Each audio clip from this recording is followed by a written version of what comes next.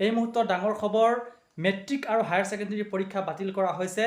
শিক্ষামন্ত্ৰী ৰনোজ পেগু শিক্ষা সংসদ আৰু বিভিন্ন দল সংগঠনৰ লগত যি আলোচনা হৈছিল, যি মিটিং হৈছিল, সেই মিটিঙত চূড়ান্ত সিদ্ধান্ত গ্ৰহণ কৰা হৈছে যে মেট্ৰিক 2021 চনৰ মেট্ৰিক আৰু হায়াৰ ছেকেণ্ডাৰী পৰীক্ষা বাতিল কৰা হৈছে আৰু 31 জুলাইৰ পূৰ্বে তেওঁলোকৰ ফলাফল ঘোষণা কৰা হয়। কিন্তু ছাত্ৰ ছাত্ৰীসকলৰ নম্বৰ কিদৰে দিয়া হ'ব, কোনটো বিষয়ত তেওঁলোকে কিমান নম্বৰ পাইছে, সেই নম্বৰ ছাত্ৰ ছাত্ৰীসকলক কিদৰে দিয়া হ'ব সেই বিষয়ে শিক্ষামন্ত্ৰী ৰনোজ পেগুৱে কৈছে যে 2 দিনৰ ভিতৰতে শিক্ষা সংসদে এটা কমিটি গঠন কৰিব, হায়াৰ ছেকেণ্ডাৰী আৰু মেট্ৰিকৰ বাবে পৃথক পৃথককৈ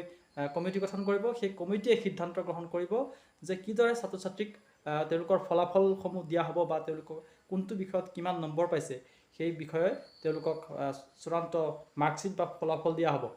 শিক্ষামন্ত্ৰী ৰনোজ পেগুৱে কি কৈছিল সেয়া আপোনালোকক দেখুৱাইছে। দিছপুৰত এখন উচ্চ পৰ্যায়ৰ আমাৰ এখন সভা অনুষ্ঠিত হয়। এই সভাত অসম চৰকাৰৰ শিক্ষা বিভাগ, স্বাস্থ্য বিভাগ, সেবা, হায়াৰ ছেকেণ্ডাৰী এডুকেশ্যন কাউন্সিলৰ লগত সদৌ অসম ছাত্ৰ সন্থা আৰু নিখিল বড়ো ছাত্ৰ সন্থাৰ প্ৰতিনিধি, অসম সাহিত্য সভা আৰু বড়ো সাহিত্য সভাৰ প্ৰতিনিধি, আসাম একাডেমিক কাউন্সিল, সদৌ অসম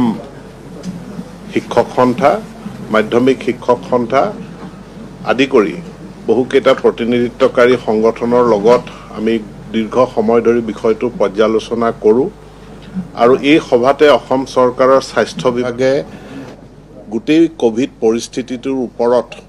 এটা প্ৰেজেণ্টেশ্যন, এটা উপস্থাপনা তেওঁলোকে আগবঢ়ায় আৰু তেওঁলোকে আমাক জনায় যে মে' জুন মাহটোতে আমাৰ যিসকল 0 পৰা 18 বছৰ বয়সলৈকে থকা যিটো জনসংখ্যা, তেওঁলোকৰ যথেষ্ট সংখ্যক লোক কোভিডত আক্ৰান্ত হৈছে আৰু ইয়াৰ পাৰ্চেণ্টেজ হিচাপত শতকৰা হাৰত আমাৰ যিমান লোক কোভিডত আক্ৰান্ত হৈছে তাৰে 14% লোক এই বয়স গ্ৰুপৰ মাজৰ পৰা হৈছে। যদি 11 পৰা 18 বছৰ বুলি চোৱা যায় তেতিয়াহ'লে এই সংখ্যাটো হ'ব 10%। কোভিড পৰিস্থিতিটো বৰ্তমান সামগ্ৰিকভাৱে অসমত এতিয়াও কিছু উন্নতি যদিও দেখা গৈছে, যে ইয়াত পজিটিভিটি পাৰ্চেণ্টেজটো 2 পৰা 3ৰ মাজলৈকে আহিছে যদিও অসমৰ কিছুমান জিলাত পৰিস্থিতিটো এতিয়াও অতি উদ্বেগজনক হৈ আছে। উদাহৰণস্বৰূপে আমাৰ কাছাৰ জিলা, গোলাঘাট জিলা, মৰিগাঁও জিলা, গোৱালপাৰা জিলা, যোৰহাট, এই জিলাসমূহত পৰিস্থিতিটো ইয়াত কোভিড পজিটিভিটিৰ শতকৰা হাৰটো এতিয়াও 4ৰ ওপৰত আছে, ক'ৰবাত 5 আৰু 6ৰ মাজত আছে। গতিকে এনেকুৱা এটা পৰিস্থিতিত পৰীক্ষা অনুষ্ঠিত কৰা সম্পৰ্কে তেওঁলোকে কৈছে যে এই পৰিস্থিতি পৰীক্ষা অনুষ্ঠিত কৰাৰ কাৰণে অনুকূল নহয়। গতিকে তেওঁলোকে দিয়া প্ৰতিবেদনৰ ওপৰত ভিত্তি কৰি আৰু আমি এইটো তেওঁলোকৰ পৰা জানিব বিচাৰিছিলোঁ যে আপোনালোকে কেতিয়া আশা কৰিব পাৰে যে আপোনালোকে এটা আমাক ক'ব পাৰিব যে পৰীক্ষা পাতা সম্পৰ্কে এটা নিৰ্দিষ্ট ছিগনেল কেতিয়ালৈ দিব পাৰে বুলি কওঁতে তেওঁলোকে জনাইছে যে জুলাই মাহৰ 3য় সপ্তাহৰ আগত আমি নিৰ্দিষ্ট কোনো কথা ক'ব নোৱাৰোঁ আৰু আমাৰ পৰিস্থিতিটো হ'ল আমি জুলাই মাহলৈকে ৰখিব নোৱাৰোঁ, পৰীক্ষা পাতিম নে নাপাতিম এই বিষয়ে সিদ্ধান্ত লোৱাৰ কাৰণে। সেইকাৰণে আজি সকলোৰে সহমত সাপেক্ষে আমি এনেকুৱা এটা সিদ্ধান্তত উপস্থিত হৈছোঁ যে এই 2021 বৰ্ষৰ মেট্ৰিক আৰু উচ্চতৰ মাধ্যমিকৰ পৰীক্ষা অনুষ্ঠিত নহ'ব। মই পুনৰ সকলোকে জনাব বিচাৰিছোঁ যে কোভিড পৰিস্থিতিৰ কাৰণে সংক্ৰমণৰ হাৰটো এতিয়াও নিয়ন্ত্ৰিত নোহোৱাৰ পৰিপ্ৰেক্ষিতত 2021 মেট্ৰিক আৰু উচ্চতৰ মাধ্যমিকৰ পৰীক্ষা আমি এইবাৰ অনুষ্ঠিত কৰিবলৈ সক্ষম নহ'ম, অৰ্থাৎ পৰীক্ষা অনুষ্ঠিত নহ'ব। ইয়াৰ বিকল্প হিচাপে কি আৰ্হিত আমি ছাত্ৰ ছাত্ৰীসকলক, পৰীক্ষাৰ্থীসকলক তেওঁলোকক আমি নম্বৰ দি তেওঁলোকৰ ফলাফল আমি ঘোষণা কৰিম, তাৰ কাৰণে অহাকালিলৈ আমি 2খন কমিটি গঠন কৰিম,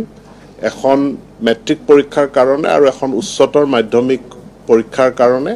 আৰু এই কমিটিকেইখনলৈ মেণ্ডেট থাকিব যে তেওঁলোকে এটা সপ্তাহৰ ভিতৰত তেওঁলোকে এটা মডেলিটিজ, এটা ফৰ্মুলা বা পদ্ধতি, কি ধৰণে ৰেকৰ্ড বেছ আমাৰ স্কুলসমূহত যি ৰেকৰ্ড আছে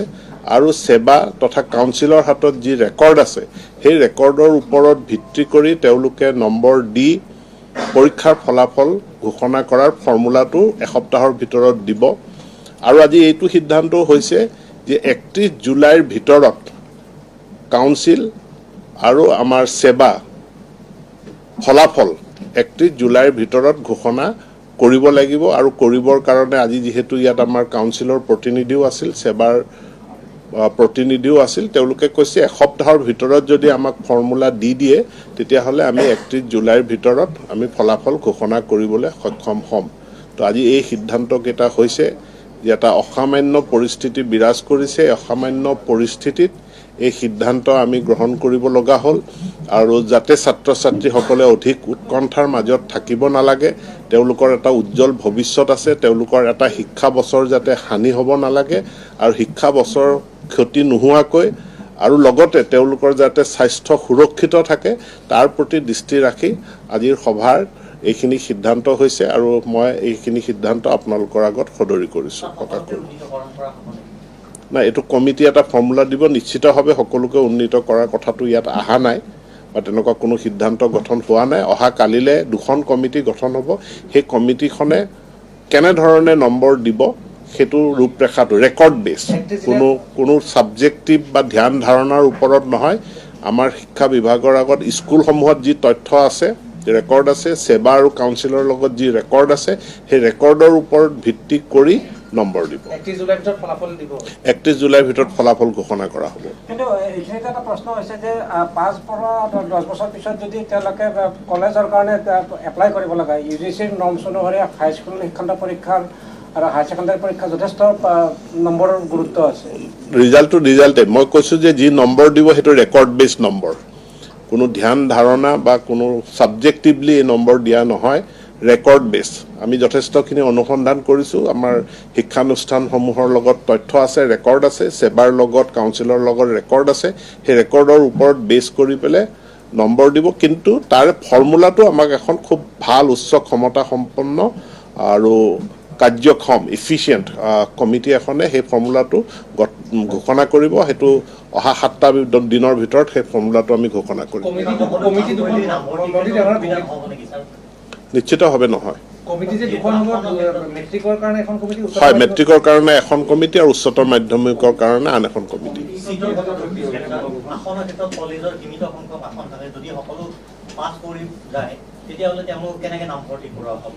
নাম তাৰ কাৰণে সেইটো এটা বেলেগ সমস্যা বা আমাৰ আসন যথেষ্ট পৰিমাণে আছে আমাৰ নতুন চৰকাৰী খণ্ডতো আমাৰ স্কুল আমি কলেজ খুলিছোঁ গতিকে কিমান সংখ্যক পাছ কৰিব এইটো এনেধৰণে নম্বৰ দিয়াৰ কাৰণেই যে 100% পাছ কৰিব তাৰ কোনো গেৰাণ্টি নাই এইটো আমি কমিটি গঠন কৰি দিছোঁ তাৰ ৰূপৰেখাটো কমিটিয়ে দিব